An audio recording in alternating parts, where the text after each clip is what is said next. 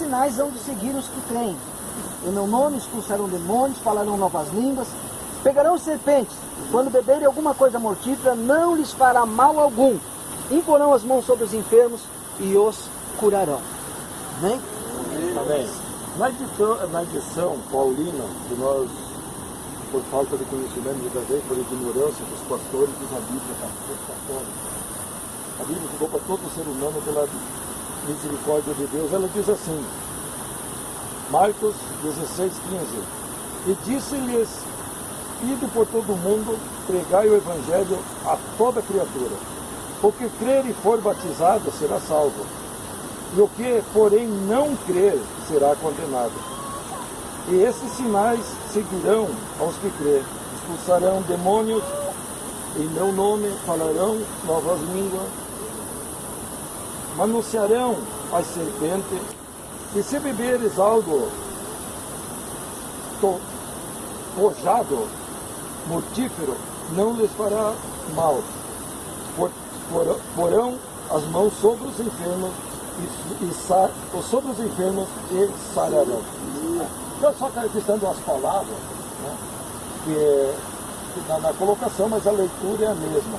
Aí quando nós falávamos, não sem entender, eu não quero, nosso objetivo, o Senhor mandou nós ganhar almas, e sobre o que Deus condena da idolatria, eu só queria ler aqui o que está e o pastor vai ler na outra Bíblia, porque falar as coisas de homem é fácil, difícil é mostrar pela Bíblia, pela Sagrada Escritura, né? Pastor, procura lá o Salmo 115, por favor.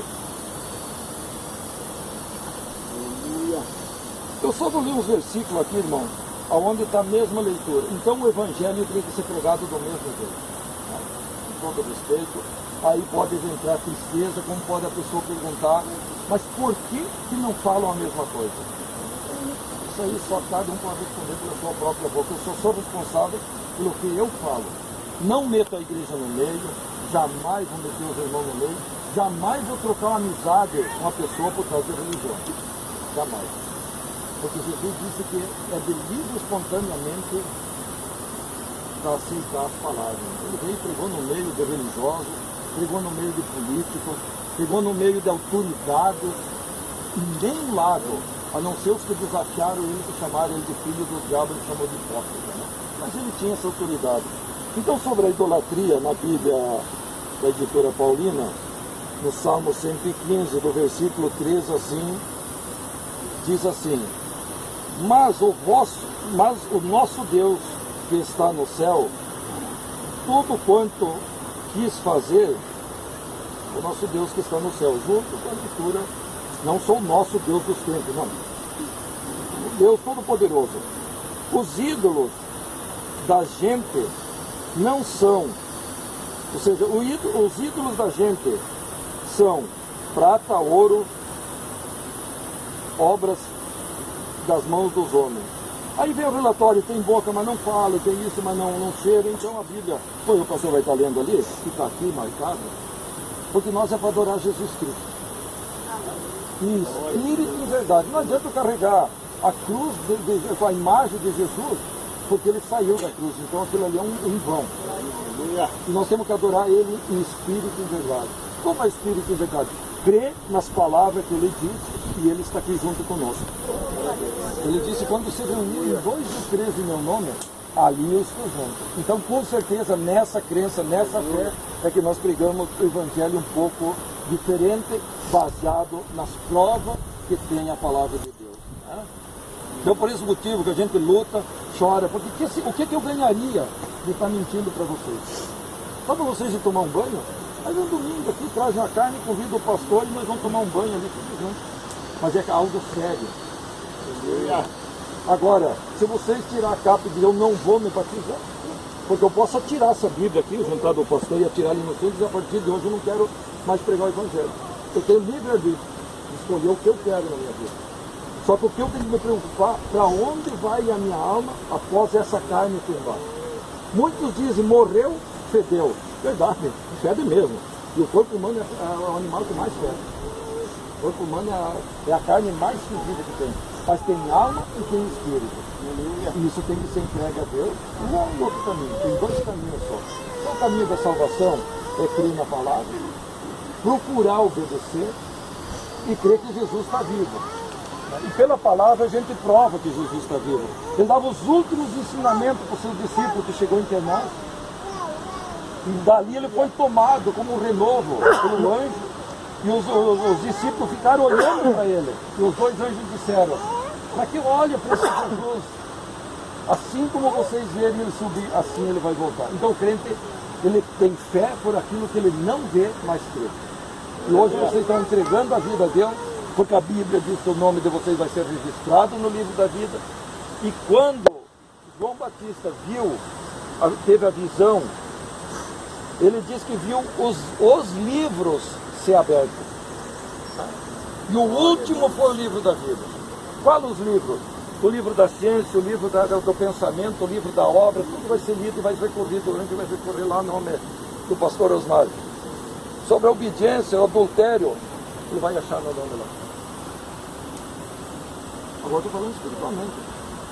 Eu caí, orei, pedi perdão, espero que Deus tenha borrado lá entre parênteses, para que quando eu cheguei lá o anjo diga: ó, Osmar adulterou. Mas está ali, eu perdoei, essa é a minha fé, essa é a minha esperança. Então aconselho, irmão, a partir de hoje, a vida de vocês não é mais de vocês. A vida de vocês é dirigida pelo Espírito Santo. É isso aí, o significado do batismo. Morrer. Cada um de vocês vai morrer para a velha alma, para a velha carne. E ao sair da água, nova criatura. Então as coisas velhas, Deus diz: eu apaguei da minha memória. Então hoje, o que vocês fizeram, no momento que vocês estão saindo da água, Deus está borrando lá o erro de cada um. A nós que se batizemos, o dia que saímos da água, está no memorial de Deus. Cada erro, cada pecado, cada blasfema que nós batizados fizermos, vai estar lá no memorial de Deus. Nós diz que Deus diz que não é pela obra que se salva, e sim pela graça de Deus. Amém?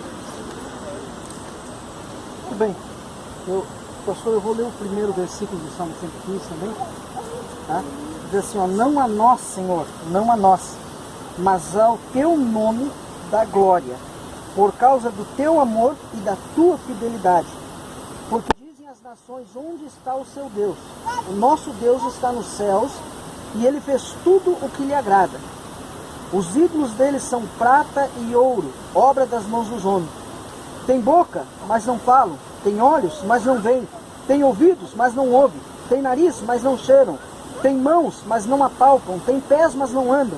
Nem som algum sai da sua garganta.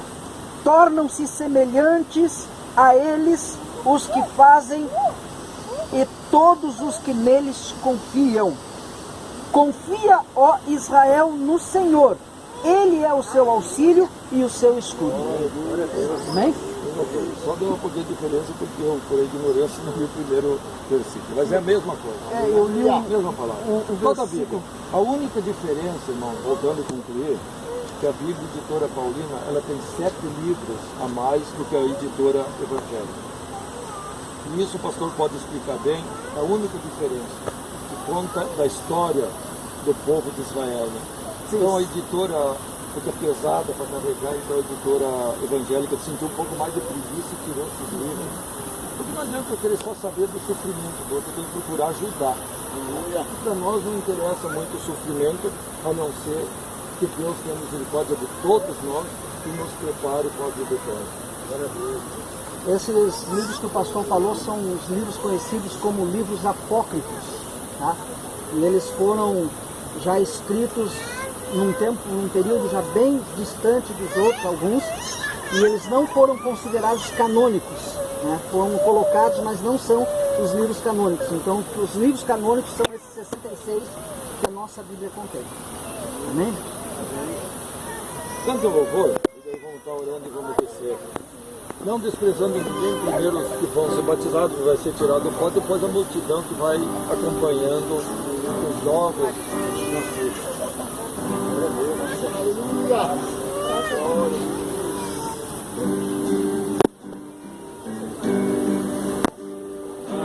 decide.